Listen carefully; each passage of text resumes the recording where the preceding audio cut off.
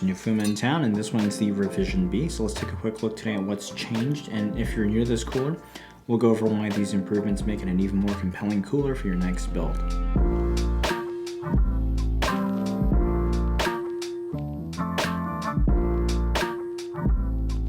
Welcome to Machines More. It's been a while since we first took a look at the Scythe Fuma 2, the original version, and it's a good dual tower cooler that comes in at a fair price point. You get a push-pull setup out of the box with a RAM-conscious design, and you know, it fits like a glove even on a mini-itx board in the small form factor NR200 like our test system here.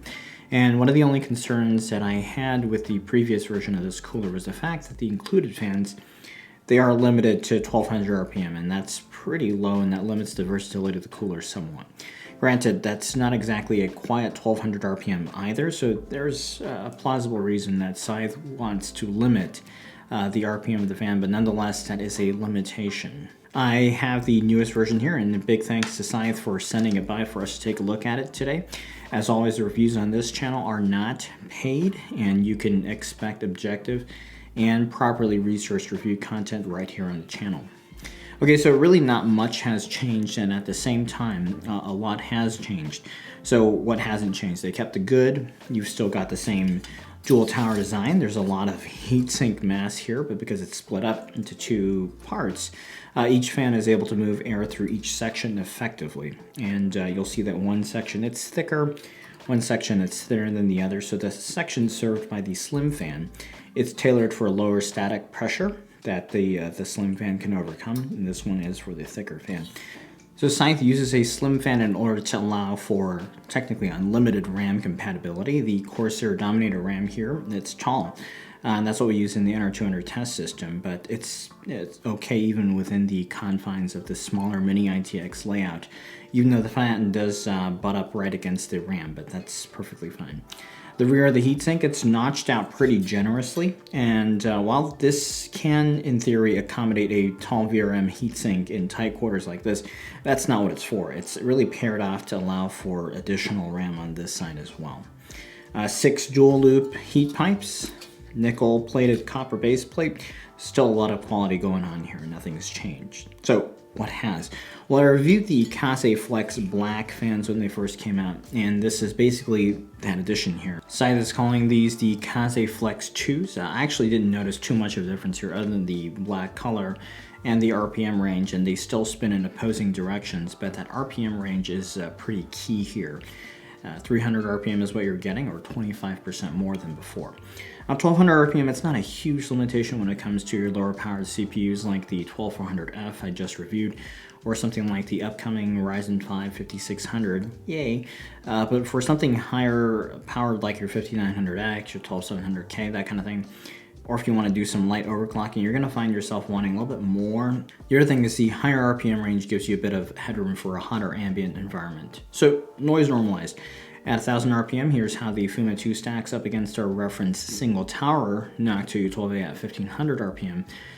This is in the NR200 5800X test system, and that's kind of around where we expected. The main comparison here is between the previous version and the current version, and as mentioned, I didn't notice too much of a difference in the fans at the same RPM, both noise-wise and performance-wise. In fact, the equilibrium temp that I measured when thermally testing the old and the new one at the same 1200 RPM, it's exactly the same temperature, so that's good to know that nothing's changed there. So that 300 RPM extra, it's 25% more than the previous version, but how much headroom do you actually gain?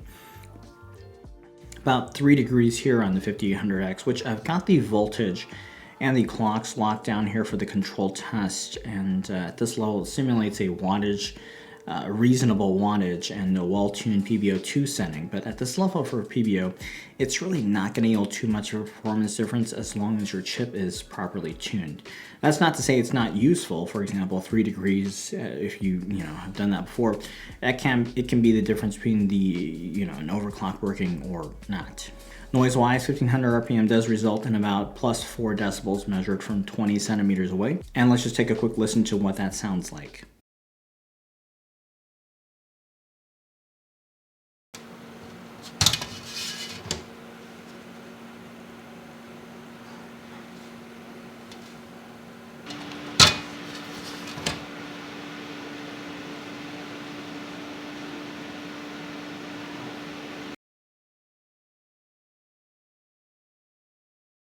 So yeah, it's quite a bit louder, so if you're running a lower powered chip and you're concerned your stock fan curves could result in added noise with no apparent gain, then you can just adjust your fan curves in BIOS or your motherboard's fan control software to limit them, and you'll just bring that curve down to 75% max, for example.